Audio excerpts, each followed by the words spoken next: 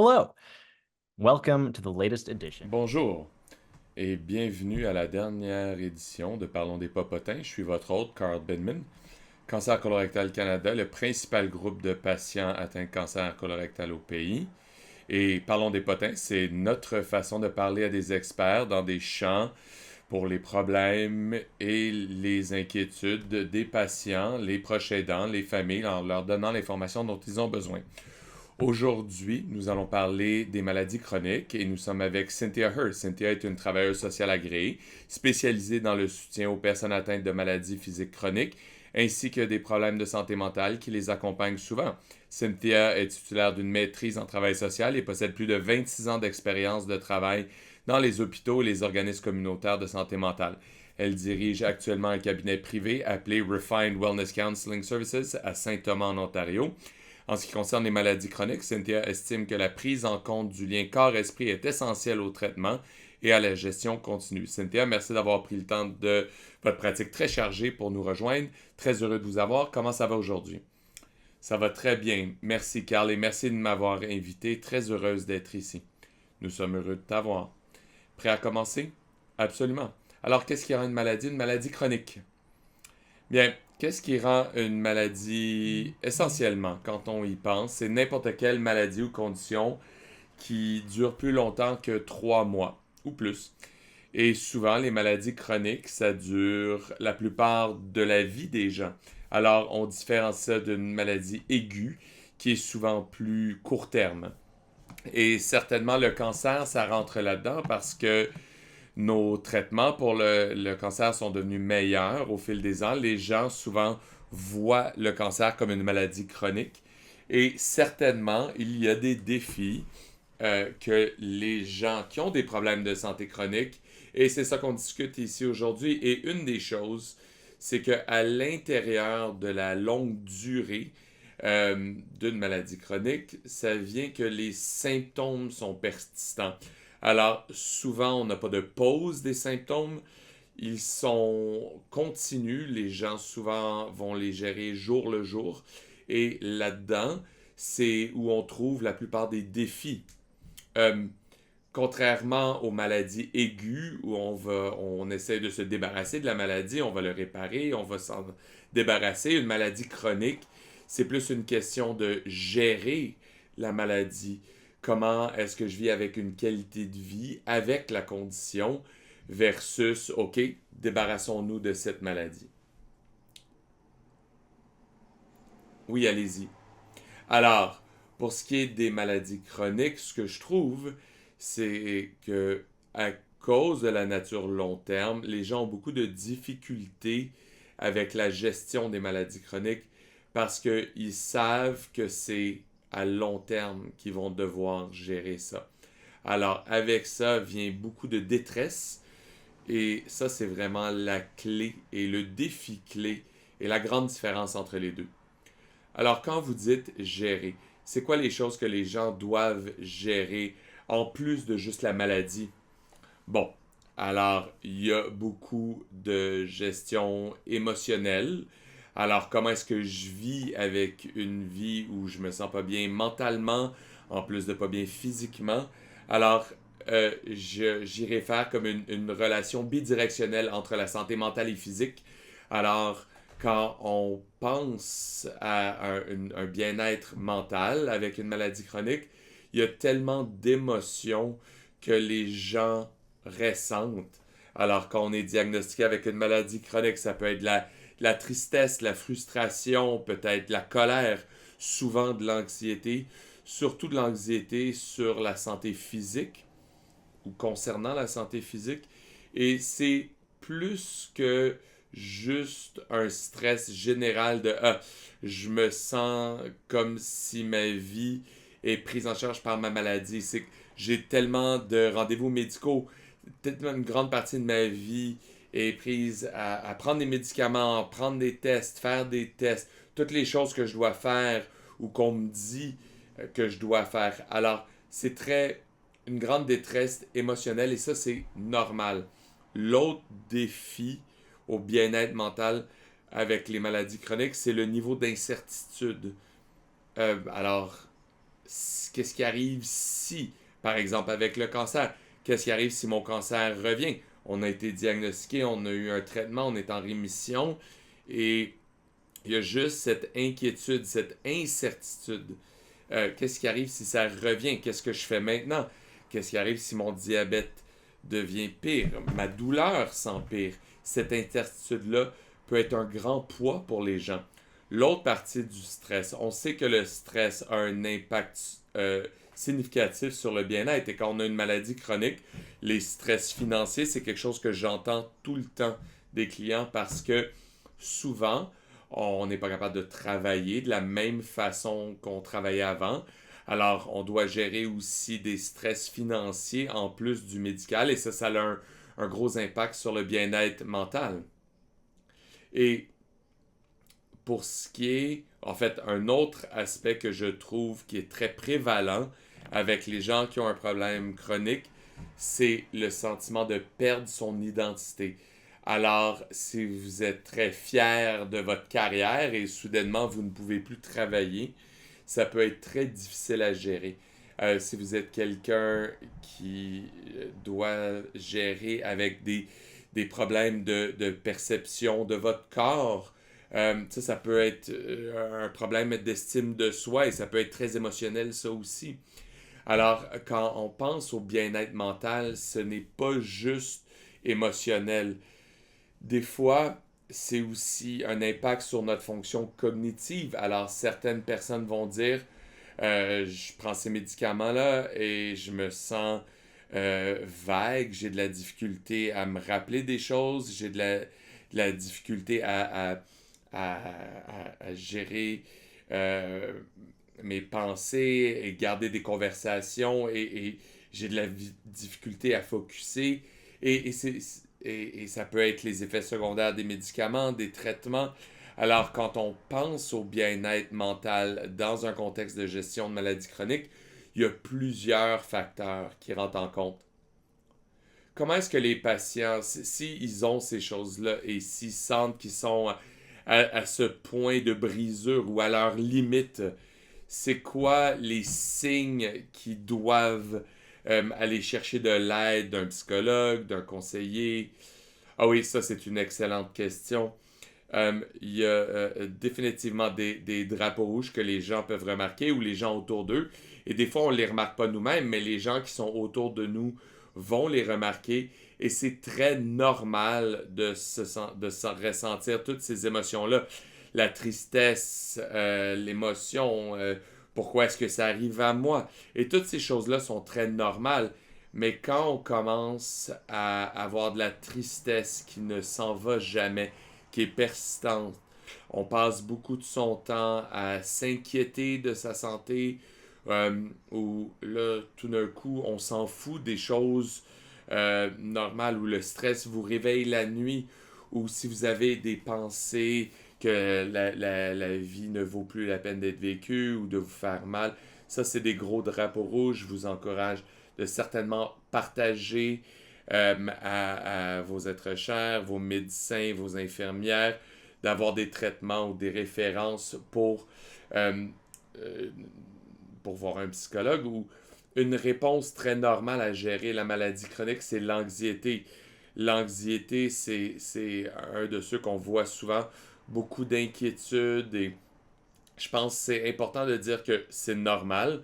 Pensez pas que c'est quelque chose qui est unique à vous, mais quand l'anxiété arrive au point où, encore une fois, c'est persistant, c'est très difficile pour vous de faire les choses que vous voulez faire quand vous avez des crises de panique, ou certainement c'est une bonne indication que vous devriez recevoir de l'aide. Euh, le sommeil. Et ça, c'est toutes des choses qui sont interreliées. On va souvent voir avec l'anxiété la difficulté à dormir. Si vous avez de la douleur chronique, c'est très difficile à dormir. C'est si vous avez ça c'est quelque chose qui peut avoir de l'impact sur le sommeil et quand on ne dort pas bien, ça a un impact sur le reste de la journée ou la journée qui vient. Et ça a un impact sur la quantité de stress qu'on peut gérer et notre engagement envers les gens autour de nous dans nos activités. Oui, et je sens comme si ça va avoir un impact sur notre habilité à gérer la maladie comme telle. C'est un cycle continu. Oui, certainement.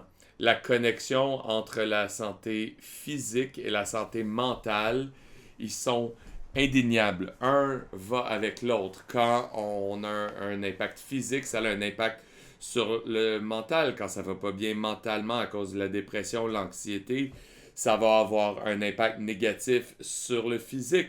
Et une partie de ça, c'est que ça rend plus difficile quand on n'est pas émotionnellement bien. C'est difficile de maintenir le traitement pour le bien-être physique. Alors, par exemple, si vous vous sentez très déprimé, c'est difficile de sortir du lit le matin.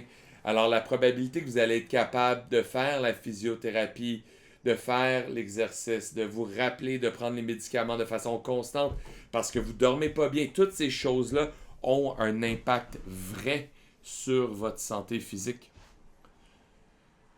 Une des choses auxquelles moi je pense, j'ai l'impression qu'il y a une réévaluation moderne sur comment est-ce qu'on on gère nos sentiments et la spécificité là. Et une des choses, c'est le sentiment de tristesse. Je suis pas vraiment triste, c'est en fait,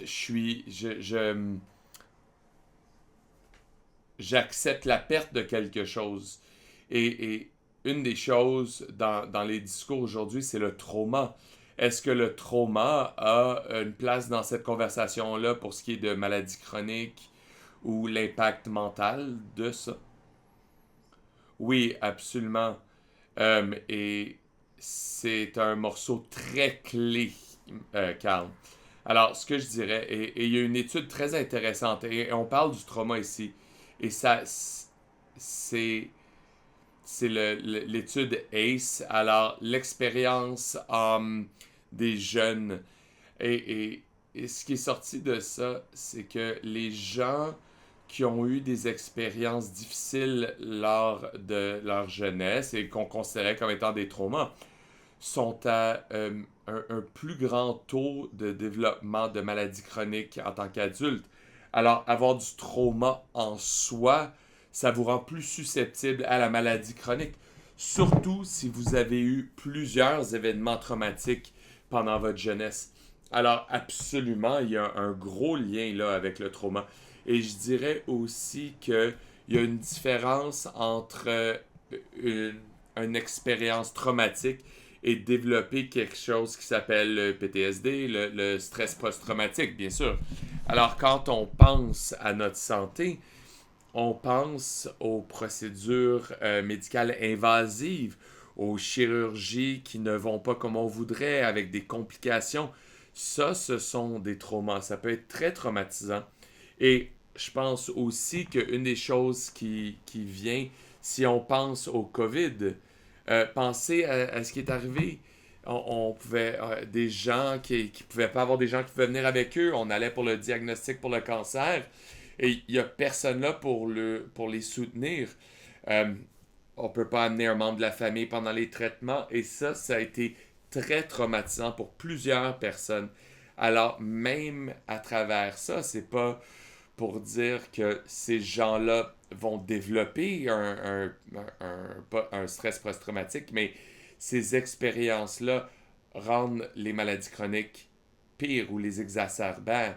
Ou quand on a des hauts niveaux d'anxiété avec le trauma, et je parle de gestion de douleurs chroniques, quand vous êtes très anxieux, quand vous avez une expérience de trauma, votre système nerveux est très agité et ça va augmenter la douleur.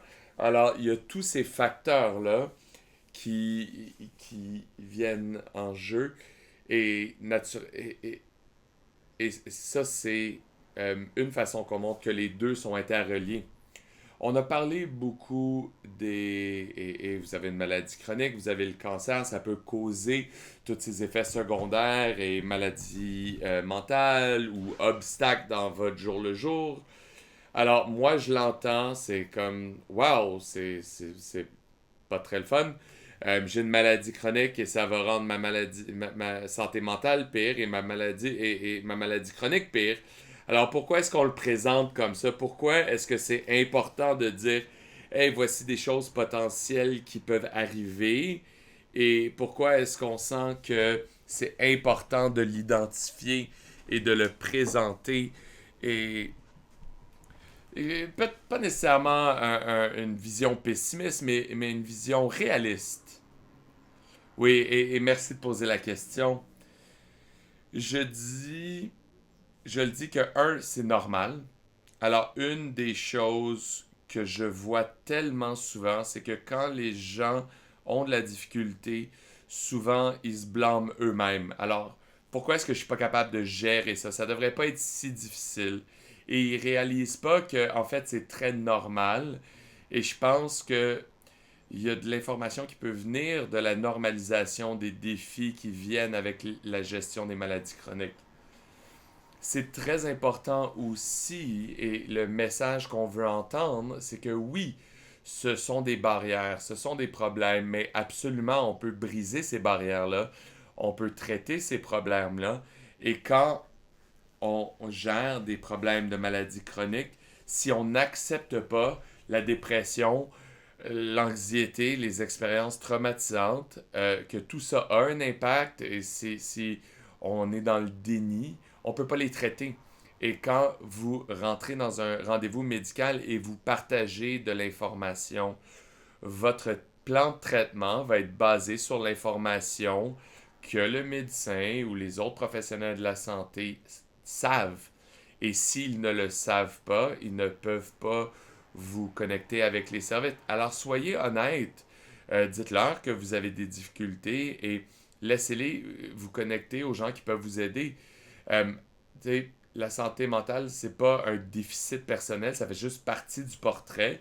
Et pour pouvoir traiter la, la, les maladies chroniques, il faut avoir toutes les parties du puzzle. Merci pour la clarté, c'est très utile.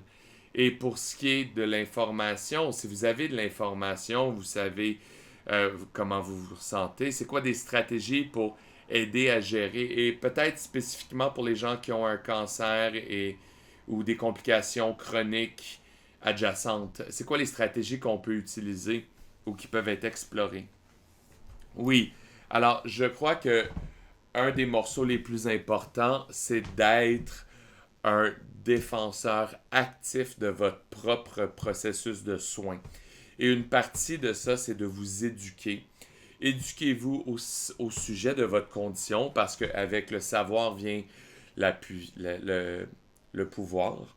Et quand vous avez une maladie chronique comme le cancer ou les problèmes de santé qui peuvent venir avec, les gens se disent oh mon Dieu, c'est très déconcertant. Et quand on peut prendre un pas de recul et dire, OK, j'ai besoin d'apprendre le plus possible à ce sujet-là, je veux parler à mon donneur de soins, peut-être qu'il y a des sites web à bonne réputation pour avoir de l'information vraie sur comment on peut gérer tout ça. Alors, et le grain de sel que je rajoute à ça, c'est oui, le savoir, c'est le pouvoir, mais c'est très important de trouver l'équilibre entre être bien informé et de faire en sorte que vous pouvez faire ce que vous pouvez faire et passer des heures et des heures à tous les jours à faire de la recherche et à être sur des forums Facebook et trouver les nouvelles études. Trouver l'équilibre où vous vous sentez en contrôle sans laisser votre maladie être le centre de votre vie. Ça, c'est numéro un. Ensuite, soyez clair sur c'est quoi votre plan de traitement et votre rôle dans votre plan de traitement. Et ça va être difficile pour les gens d'être constants avec le plan de traitement, mais faites le mieux que vous pouvez. Faire la physio, faire l'exercice, prendre vos médicaments de façon constante, toutes les composantes de votre plan de traitement. Quand on parle de gérer les symptômes, par exemple, souvent les gens vont parler de ressentir de la douleur. Alors, qu'est-ce qui est inclus dans gérer la douleur dans votre condition? Est-ce que c'est des médicaments à court terme, des médicaments à long terme? Travailler prochement, de façon rapprochée avec vos professionnels de la santé. Même la fatigue, ça peut être handicapant, les gens qui sont tout le temps fatigués. Encore une fois, c'est quoi les choses que vous pouvez contrôler? Prendre son temps, connaître ses limites, rester à l'intérieur des limites. Et ça peut être un grand défi quand les gens veulent faire ce qu'ils faisaient avant.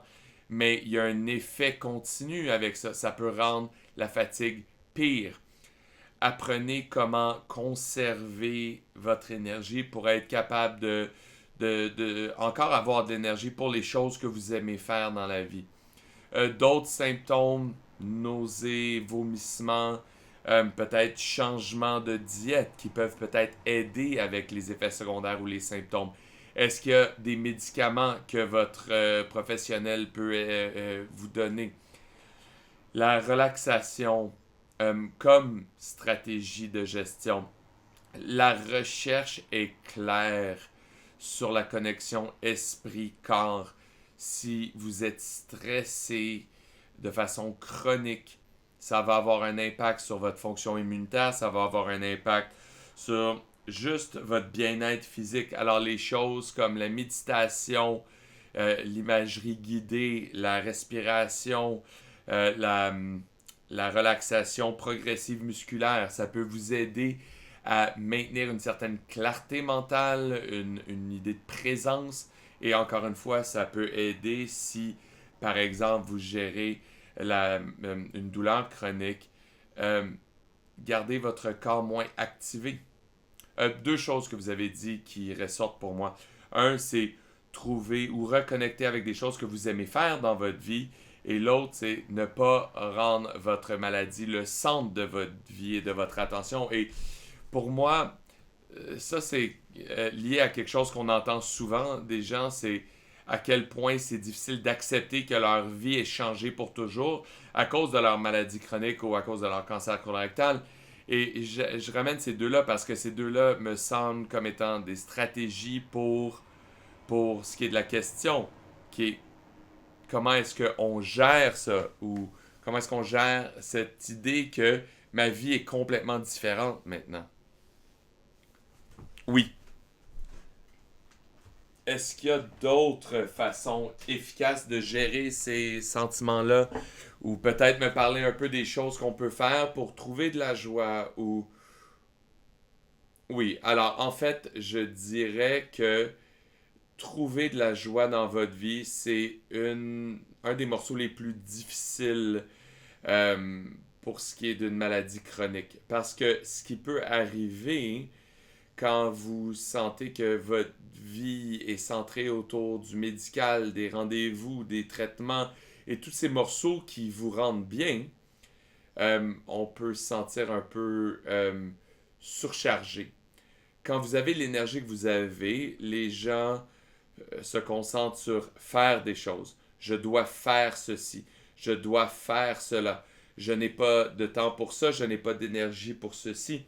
Alors, leur vie est passée à faire des choses mondaines. Alors, c'est très important de mettre à votre agenda des choses que vous aimez faire avant de manquer d'énergie. Si vous aimez prendre une marche avec votre partenaire, faites-le. Est-ce que vous aimez vous asseoir et regarder les oiseaux? Est-ce que vous aimez aller à des occasions sociales avec votre famille? Si ces choses-là sont importantes pour vous, c'est ça qui rend la qualité de vie importante, même avec une maladie chronique. Je pense que ces morceaux-là sont un gros défi parce que quand on parle de l'acceptation du fait que notre vie va toujours être différente, c'est dur.